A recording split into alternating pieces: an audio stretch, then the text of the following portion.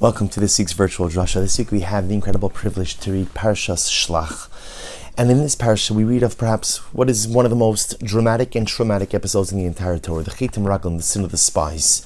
Started out as a good idea to send a group of men, pious men, tzaddikim, to go scout out the land, figure out what type of resistance is waiting, figure out what the natural resources are, figure out the best way to go in. But we know, unfortunately, everything unraveled relatively quickly. The spies come back delivering a disastrous report against Moshe, against Eretz Yisrael, against HaKadosh Baruch Hu. The Ribono Shel Olam decrees that the generation, will die out in the desert. And will have to be a new generation, a generation not born in captivity, a generation of free people, a generation of hope, of optimism, of internal and external strength, who will go in to conquer the land. Something amazing happens. The next morning, after this traumatic night, the Torah records, this is in Perek Yudalid Pasuk Mem, chapter 14, verse 40. Vayashkimu baboker. There were a group of people who woke up the next morning. Vaya'alu arosh hahar leimar. They went up to the top of the mountain and they said, Hinenu, we are here. Va'alinu el hamakom asher amar Hashem ki chatanu. And something amazing happens. The group shows up and they say, we made a mistake. We made a mistake. We should have never doubted HaKadosh Baruch Hu. We should have never doubted Moshe. We should have never doubted the beauty of Eretz Yisrael. We're ready to go in. We're ready to go in. And Moshe Rabbeinu says, what are you doing? What are you doing? Don't go. Don't go. If you go, you're going to suffer defeat. And the Torah says, Vaya'apilu la'alo. Still, this group pressed forward. They decided to go in, to try to go into Eretz Yisrael. And ultimately, again, they're defeated. They're beaten back. And the question is obvious. Why was this group defeated? After all, how beautiful. How beautiful. This group assembles the morning after. They say, Chatanu, we made a mistake. We own it. We own it. We're not trying to explain. We own it. We made a mistake. Let's make it right. Let's go into the land. Let's try to fix this. And Moshe Rabbeinu doesn't even listen. There's not even a conversation to be had. Don't do it. You're going to fail. And sure enough, Moshe, of course, was right. They failed. What's the pshat? Isn't this tshuva? Isn't this tshuva in the highest degree? People recognizing, owning that they made a mistake and trying to rectify, trying to make it right. Shouldn't Moshe Rabbeinu have encouraged? Shouldn't HaKadosh Baruch Hu have blessed their efforts? But yet they're defeated. And I think the Torah is trying to teach us two incredible lessons. Lesson number one is that real tshuva is not just simply saying you're sorry, but real tshuva is getting to the core of why I behaved the way I behaved. Why did I do that heinous thing? I'll give you a simple mashal. Imagine for a moment, and by the way, this happens all the time. You have a marriage, and a husband does something terribly hurtful to his wife. He says something, he insults her, he demeans her, he denigrates her, and she's obviously broken and hurt. And then the husband realizes, oy vavoy, what did I do to my beloved wife? What did I do to my spouse? So the husband runs over and he apologizes. I'm so sorry. I'm so sorry. Now, in the husband's mind, he's thinking to himself, okay, I just apologized. We're good, right? We're good. Maybe we'll go out for dinner, have a nice evening. In his mind, the apology took care of everything. And very often the wife says, or at least thinks, thank you for apologizing. But you know that the apology is not the end of the story, right? The apology is the beginning. Because the most important thing now to contemplate is, why did you do that? Why did you behave that way? Why did you talk that way to me? I'm your wife, I'm your spouse, I'm your partner in life. And you demeaned and denigrated and hurt me. Shkoyach that you apologized. Fantastic. Now at least you apologized. You're a mensch. You're a mensch, you're not a behema, you're a mensch. But now you have to introspect, husband. You have to contemplate. You have to look inside yourself. How did you behave that way? How could you have mistreated me, another human being? All the more so your wife in such a dramatic fashion. And the wife is 100% right, as wives often are. 100% correct. The apology is the starting point.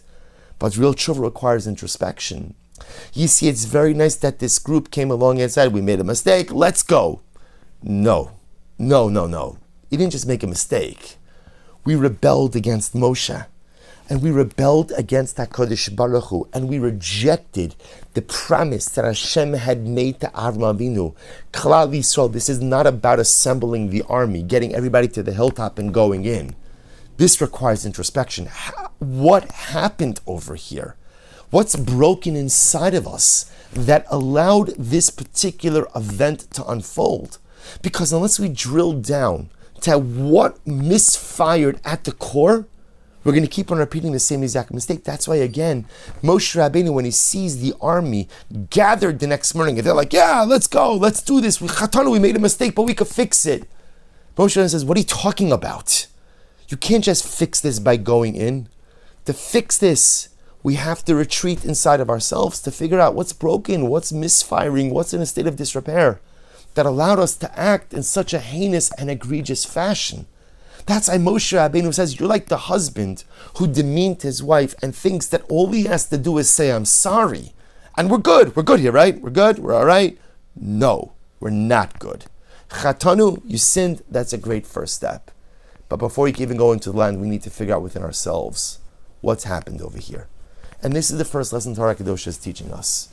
That sometimes when we suffer relationship trauma, or when we do something egregious to another, to our God, or to ourselves, saying I'm sorry is a wonderful first step, but that's not the process. Saying I'm sorry is a good way to own that which has gone wrong. But real tshuva requires significant introspection to try to understand myself. Why did I behave this way? Why did I act this way? Why did I talk this way?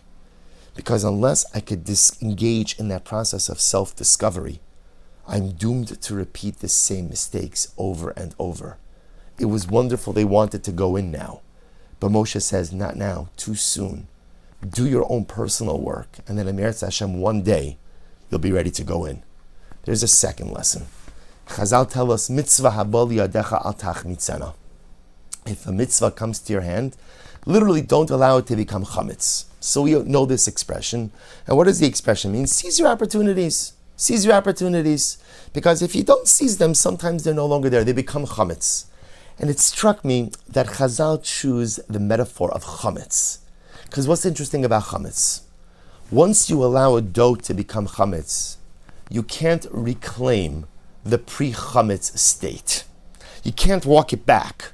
Once it becomes chametz, it's chametz forever and can't be undone. And I think Chazal is sensitizing us to something incredibly amazing. That sometimes in life we have opportunities in front of us and we don't take them. And then sometime later we wake up and say, that was a great opportunity. Let me go back and grab it. There's only one problem. That sometimes the opportunities in life become chametz. And once they become chametz, they're no longer accessible. You see, sometimes when the door to life opportunity closes, no matter how much you try to pry it open, you can't get it open. It's gone. The ship has sailed. There'll be other opportunities in Eretz Hashem, but that one that you want to reclaim, that's gone. That's chametz. That's what's happening over here. Klal Yisrael slammed the door on Eretz Yisrael, at least in that moment.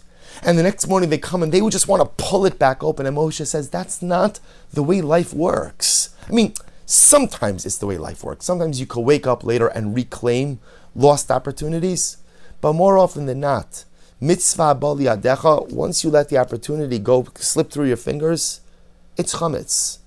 And just like once the dough becomes chametz, no matter how much you daven over it, pray over it, try to walk it back, you can't. Once it's chametz, always chametz. Sometimes once you miss the opportunities in life, they're gone. They're gone. And that's the incredible musar. How careful we have to be with the life opportunities when they present themselves. Because often what happens in life is life opportunity comes and it's just not the right moment. I'm too busy, I'm too this, I'm too that. And in the back of our mind, we just think to ourselves, it's okay. I'm not going to seize it now, but I'll get to it tomorrow, the next day. And sometimes opportunity does wait. Sometimes it does. But I think, dear friends, more often than not, it doesn't. The ship sails. The dough becomes chametz. And now, even though I'm ready to engage, the door has slammed shut and cannot be reopened. Two profound life lessons, not from the Chet HaMeraglim, but from this group who wanted to go in the next morning. Lesson number one, when I mess up in life, it's not enough to say I'm sorry. I really have to introspect and try to understand what's broken, what went wrong. Because if I can't identify that, I'm doomed to repeat those same mistakes. Lesson number two, when opportunity presents itself, grab it, if it's the right one. Because if you think that it's going to be there for you later on, maybe it will. But often in life, the opportunity becomes chametz. And once it becomes chametz, you can't go ahead and make it into matzah.